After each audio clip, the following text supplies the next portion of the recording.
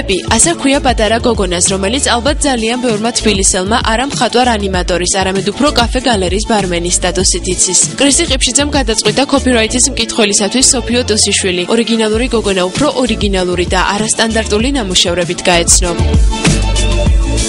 პეპი ვიცნობ სადღაც 1 წელია ვიცნობდი და ვიცოდი რომ მხატვარია, მაგრამ არ მქონდა ამის საშუალება რომ ენახა მისი ნამუშევრები. მიმდინარეობა ესეთი თავისებური პეპური, ესე დავარქვი, თქვენ წაიკითხავთ ამ ყველაფერს ჟურნალში. პრეზენტაციაზე მომხდარიყო პეპის პრეზენტაცია, სადაც იქნებოდა ექსპოზიცია არაჩვეულებრივი, ასე ვთქვათ, არაჩვეულებრივი გამოფენა ყოფილიყო, რომელსაც მოყვებოდა ვიდეო არტი, რომელზეც იმუშავა შოტიკო ბოჭორიშვილმა.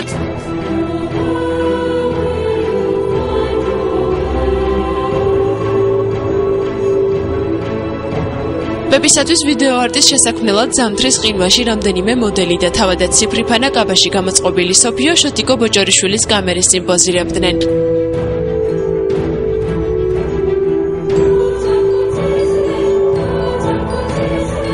ვიდეოს იდეა იყო ის, რომ პეპი ეძებდა თავის ნამუშევრებს და უკვე შემდეგ აღმოჩნდა ის დარბაზში, სადაც გამოფენა მიმდინარეობდა, ანუ იმ სამყაროდან ამ სამყაროში და როცა მან მოაწერა GCI-ის ხელი, უკვე მას დაუბრუნეს თავის ნახატები, ანუ გარკვეული პარალელები გავავლეთ და მედია მაყურებელი მიხვდა.